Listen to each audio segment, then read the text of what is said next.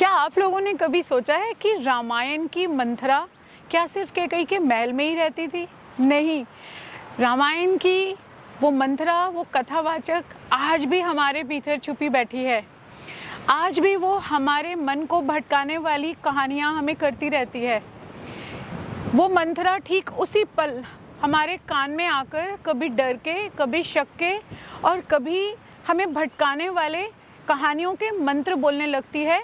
जैसे ही हम किसी सही रास्ते पर चल रहे होते हैं, कोई अच्छा काम कर रहे होते हैं या खुशी के माहौल में होते हैं, ठीक उसी पल आकर वो हमें मैनिपुलेट करने लग जाती है। मेरा आप सब लोगों से एक ही सवाल है कि क्या हम अपने अंदर की उस मंथरा को पहचान पाएंगे?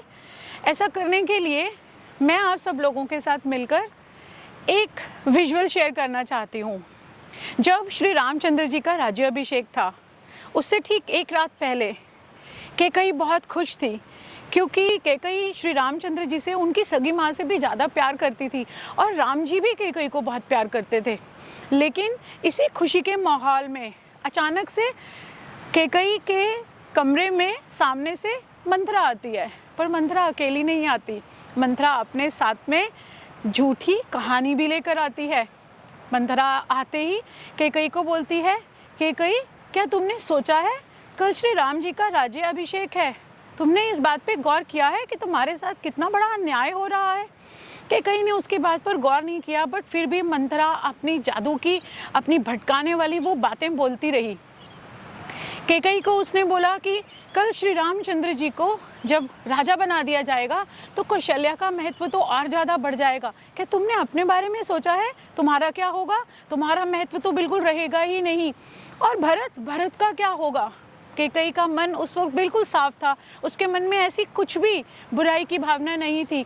लेकिन जब इंसान डर और शक से घिर जाता है तो उस वक्त इंसान के अंदर सच को देखने की शक्ति बिल्कुल ख़त्म हो जाती है। इंसान उस वक्त सिर्फ झूठी कहानियाँ जो भी उसके सराउंडिंग्स में उसे बताई जा रही होती हैं, इंसान उसी झूठी कहानियों को ही सच्ची कहानियाँ समझने लगता है।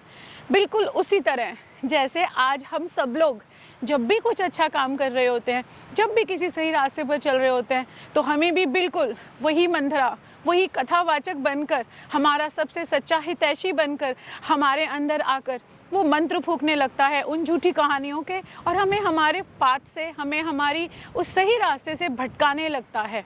और हमारे अंदर की वो सच को समझने की शक्ति जैसे बिल्कुल ख़त्म हो जाती है और हम उसको, उस कथावाचक को, उस अंदर की मंथरा को अपना सच्चा साथी, अपना हितैषी बनकर उसकी कही हर बात पे विश्वास करने लगते हैं। जैसे राम जी के वनवास पे चले जाने के बाद कैकई ने जब बैठकर सोचा और उसको बहुत देर से ये समझ में आई कि कैकई को भटकाने वाली बाहर की दुनिया नहीं थी, उसको भटकाने वाली तो उसके अंदर ही बैठी थी, वो मंथरा, वो कथावाचक बनकर।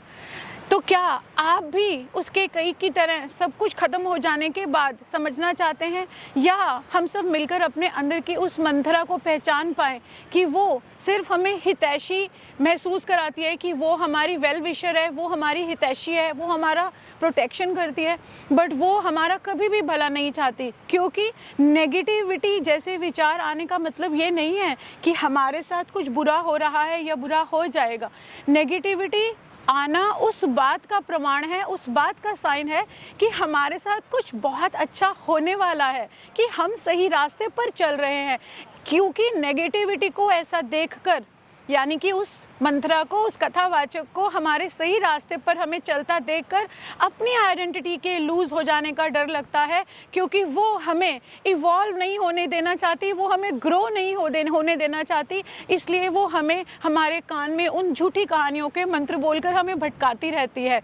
और मैं ये आशा करती हूँ कि मैं रामायण की इस कहानी से आप सब लोगों को अपना मैसेज समझा पाई हूँ कि हम अपने अंदर उठने वाली उस आवाज़ को पहचान पाएँ, ये फिगर आउट कर पाएँ कि ये आवाज़ झूठी कहानियाँ बोलती है, ये आवाज़ कभी भी हमारा भला नहीं चाहती, हमारा सच नहीं चाहती, पर ये हमें हमेशा हमारा वेल विशर बनने का ढोंग करती रहती है, और उस ढोंग में हमें अपने आप को फंसने नहीं देना। आई बिलीव आप सब लोगों को मेरा मैसेज समझ आया होगा। All the best. जय माता दी।